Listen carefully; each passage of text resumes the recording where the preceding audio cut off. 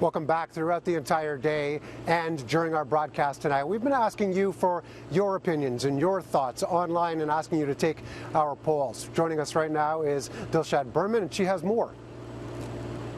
Thanks, Mark. Now, we've been monitoring the poll you launched on Breakfast Television this morning, asking Torontonians if they would support a handgun ban in the city.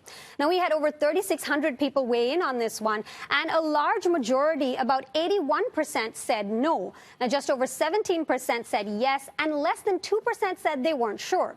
Now, while most people who voted on the poll were against a handgun ban, when we posed the question on Twitter, a lot of the comments we received were pro-ban. One respondent said, "We need to do more than just ban handguns, like decriminalizing street drugs and removing the profit motive for drug gangs, organized crime, and also allowing doctors to provide drug users with a safe supply." Now, another person agreed, and they said that we have to go after where the guns are coming from, suggesting harsher legislation. Now, apart from the opinion on banning handguns, we also asked voters what the government's priorities should be when it comes to public safety. Now, in that poll, 38% said penalties for gang crime, and coming a close second was gun control at 34%. Deterring youth from gangs came in at 24%, and prison reform was a distant fourth at 4%. Now, we also had people weighing in with other options. One respondent said, all of this plus focusing on the real issue, poverty.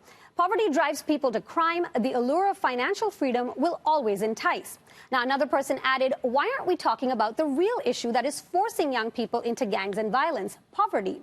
If we invest in impoverished areas, we will have less gangs and less violence. Putting higher penalties will do nothing.